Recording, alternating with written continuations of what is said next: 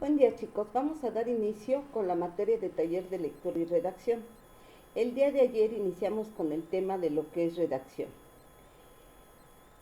donde definimos que se denomina redacción al proceso mediante el cual se estructura un discurso escrito.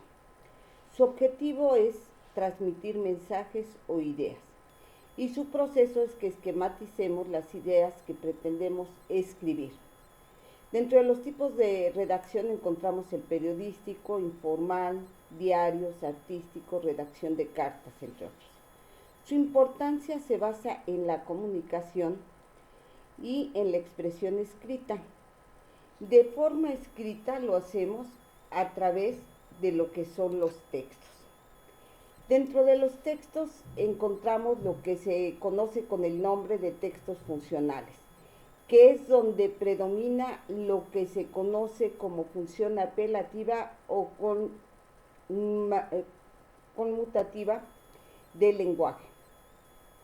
La función apelativa es aquel mensaje o escrito o hablado, el cual tiene la capacidad de convencer o persuadir a la gente para cometer o realizar algún tipo de acción. Esta la podemos nosotros ir identificando de manera muy fácil a través de lo que es la publicidad o bien en los discursos políticos. Los textos funcionales se dirigen a un receptor en forma directa, clara, precisa, para indicarle los pasos o acciones a seguir para realizar una o varias acciones.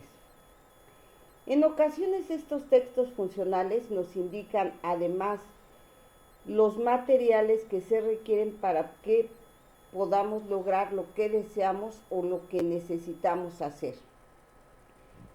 Con eso logramos hacer que el receptor entienda lo que tiene que hacer con las indicaciones. Se le llaman funcionales porque cumplen con una función específica y no son de recreación. Existen diferentes tipos de textos funcionales, desde lo que alcanzamos a ver en una receta de cocina hasta un remedio. Luego entonces podemos entender que los textos funcionales generalmente son instructivos que cuentan con características comunes, las cuales cumplen con una característica como puede ser el narrar, convencer, explicar, solicitar un empleo, una beca, una oportunidad.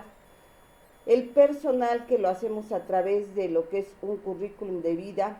El escolar, donde echamos mano de lo que son los cuadros sinópticos, de lo que son los mapas mentales, mapas conceptuales. El laboral o social, que son cartas de petición, solicitudes de empleo. Cabe señalar que existen tres tipos de texto persuasivos, como es el escolar, el personal y el laboral social. Dentro de los textos escolares son documentos en los que podemos ir registrando o exponiendo información que evidencia la aprehensión de saberes. Por lo tanto, los procesos tanto de enseñanza como de aprendizaje, estos textos cuentan con algunas características externas y todo va a depender de la estructura del mismo, y podemos disponer de información en los párrafos, en los listados, en esquemas, en bosquejos, palabras claves, flechas, figuras, títulos, subtítulos. Estas características las vamos vinculando con los prototipos textuales o estrategias que se presentan en los libros. También pueden presentarse cronologías de hechos, es decir, narraciones. Podemos enumerar lo que son aspectos o elementos que consisten en lo que es la descripción, la exploración de datos, sucesos que consisten en una exposición, diserción, ideología, en posturas, creencias, que es la argumentación que puede manifestarse a través de lo que son los informes, explicaciones, diálogos, entrevistas, que consisten en lo que es una conversación.